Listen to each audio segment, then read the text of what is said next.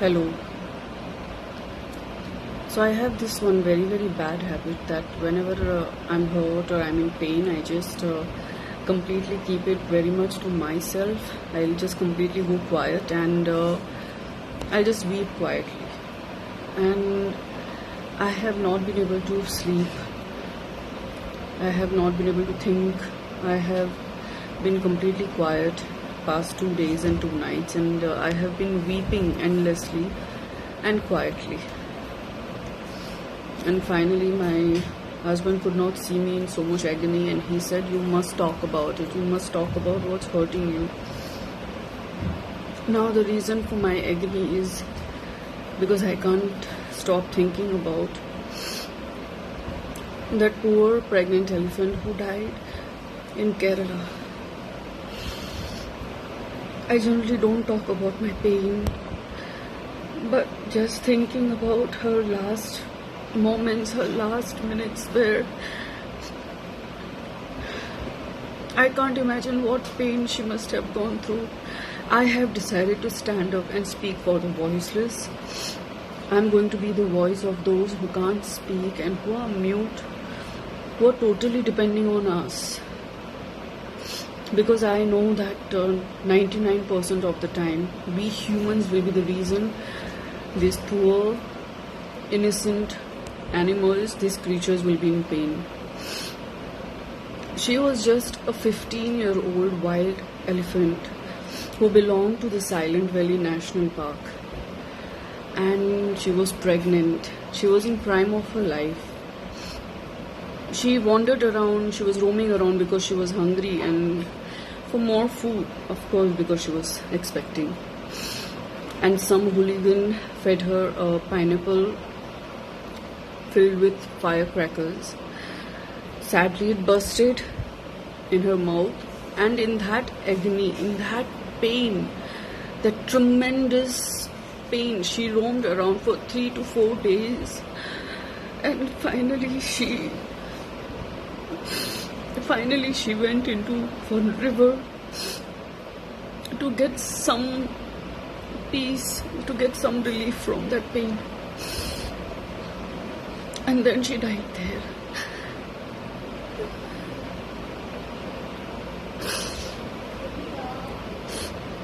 Now the thing is, this is not the first time this has happened in Kerala. Similar incident has happened in April, where another wild elephant died under similar circumstances.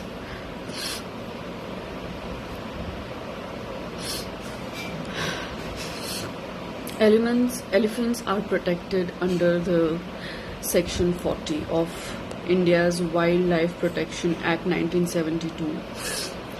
Not only that, in 2010, elephants were also honored, declared as the heritage animal of India. Despite of all these things, from November 2019 to March 2020, almost 7 to 8 elephants have died under very mysterious, unnatural circumstances. And I just feel that we should do something about it. If we are doing so much for other human beings in these tough times, I just feel that, what is the use of this 100% literacy if you have forgotten what is your humanity, if you have forgotten what is kindness. I just wish that, I know that this lockdown has been difficult for all of us, not only you, but for me, for everybody around us. But these elephants, these animals are not for our time pass. You can't just play with them like this. Using this kind of firecracker filled pineapples are snares and traps to keep the wild boars away from destroying their food, which I understand, but it is still a very punishable act. This is a criminal act. Our very great industrialist Ratan Tata said that committing such an atrocious crime against such an innocent animal is almost as good as a premeditated murder of a human being. I just feel that we all have to do something about it, and we should raise our voice. If we are showing solidarity in everything else, we must show solidarity here also against any of such animal cruelty. Because elephants, after human being, elephants are the second most intelligent and most sensitive, emotional creatures. You will see many videos on Instagram, Facebook, YouTube, where you will see that they are coming to rescue us. You know, they trust us. Is that a mistake? Trusting us, human beings, is that a mistake? I don't think so.